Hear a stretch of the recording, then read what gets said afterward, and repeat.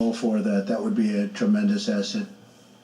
We know that the U.S. State Department is still to investigate what is specific reason behind these sanctions, and if the Secretary of State decides that there is no enough reason for that to be imposed, they could be lifted.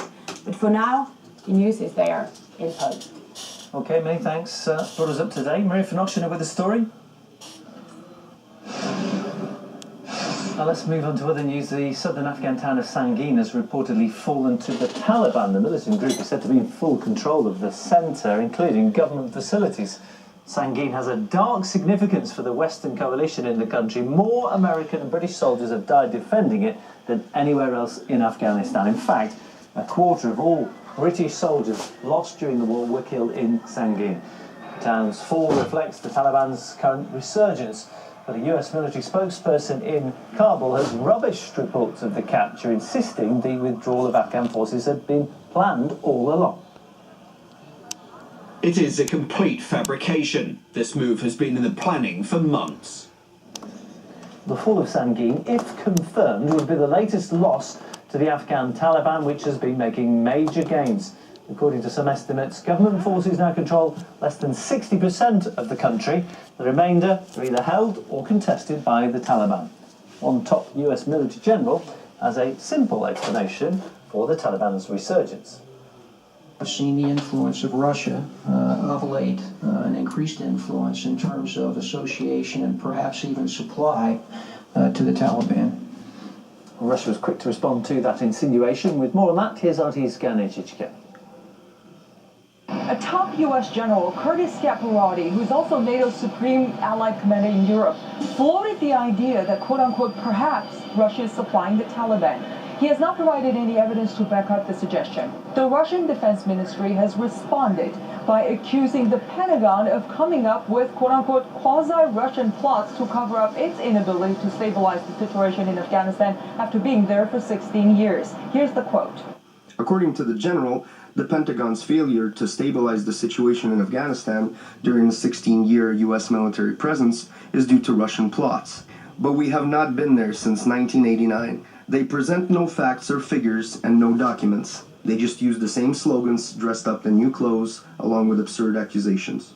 In the past few years, Afghan forces backed by the U.S. have sustained some significant losses against the Taliban. Just this Thursday, the Taliban captured a key district center in Afghanistan's southern Helmand province, while in the country's north, an officer turned his rifle on sleeping colleagues, killing 9 policemen. The Taliban reportedly control more districts now than they did 2 years ago. Additionally, ISIS has gained a foothold in the country. The U.S. had for years been announcing plans to withdraw from Afghanistan, while also calling for a political solution that would involve the Taliban. We hope there's a point when the Taliban come to realize that what's needed in Afghanistan is reconciliation. They should engage.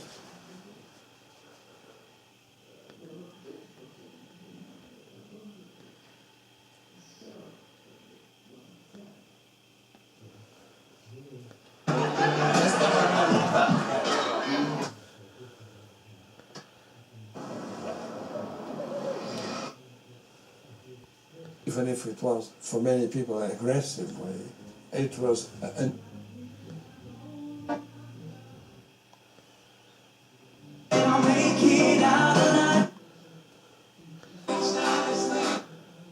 Strong.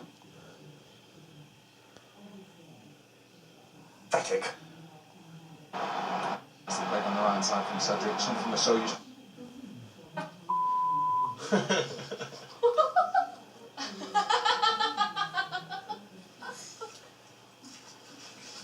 Go on.